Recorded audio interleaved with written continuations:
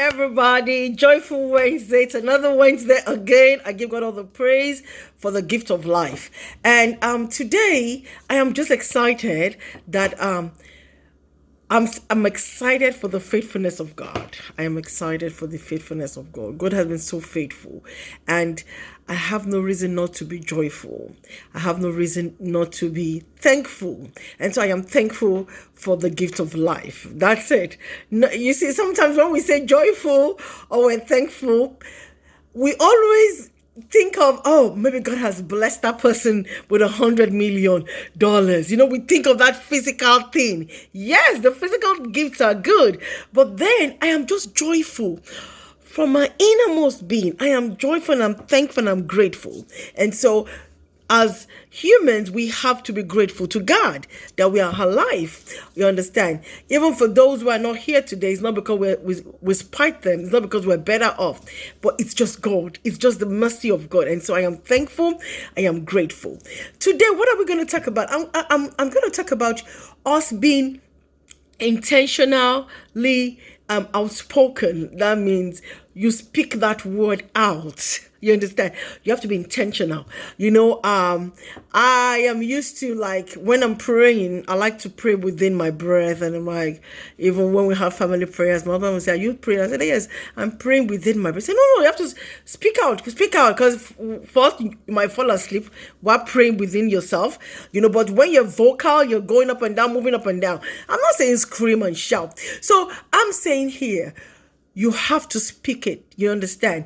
We are under this understanding that God understands, God knows what I need. And so why should I ask? So I'm saying that, yes, God knows what you need, but you still have to ask. You have to ask. The Bible tells me that only the violent take it by force. And so when the Bible says that, what do you think the Bible is saying? It's just saying that, look, you have to be outspoken to ask for those things that you need. You just don't want to assume that God knows that you need it. And that takes me to the story of Hannah. We know about Hannah in the Bible. She was married to Elkanah, and she didn't have a child. The Bible says her womb was closed, and her Elkanah had another wife, Peninnah. She had children, and every year they would go up to Shiloh, and but Elkanah did the right thing to her.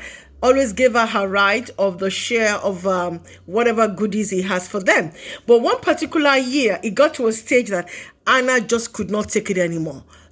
So maybe you're in a stage now that you could not take it anymore, and you're still saying, God understands, God knows what I need, and you're not asking, or maybe you're just asking. You believe that yes, He knows. But guess what? Anna took a step, went to the temple early in the morning, and she knelt down there. Her words were not out, but her action showed like someone who was, ready, who has gone into that place in her life that, look, God, it's you and I, you have to do it. And so where are you today? Are you in that place where you're saying, God, it is time. I need that thing. Lord, it is time. Let that door be open unto me. Lord, it is time. Open the door of favor. Show me your mercy. And so Anna went up there, knelt down, and I was praying. And the priest Eli was walking by. I'm like, come on, lady. This is too early in the morning. You can't be drunk.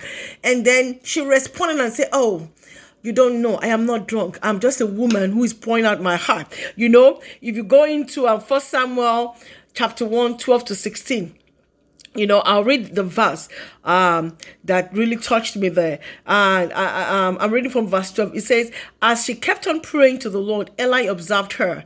Anna was praying in her heart, and her lips were moving. Can you imagine you're praying, your mouth are moving? Somebody would think, that person has gone cuckoo.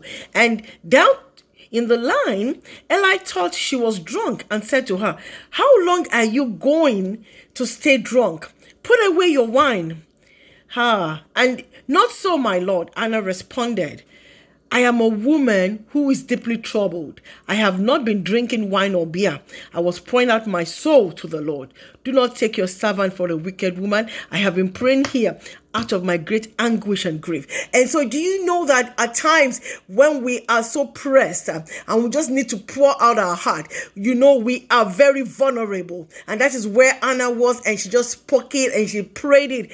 And if you go read chapter 1 to the end, you would see that God blessed her with a son. And even she, even in that prayer, she promised God that she would dedicate that child to God. And she did it. And God blessed her with other children after that. And so what is that thing that you're trusting God for? What is that thing that you believe, God understands, God knows? Yes, he knows. But he's telling you this morning, today, Wednesday, the 17th of February, go out there and ask. Ask me. Be vocal. Speak up the word. Ask. The Bible says knock, the door will be open. He said seek and you would find. He said ask, you'll be given. What is that thing that you're believing God for? Take a step, sister. Take a step, brother, because what? You know what? That blessing is waiting for you. And if you don't ask, you may not receive it. Have a blessed and wonderful Wednesday. Shalom. Thank you.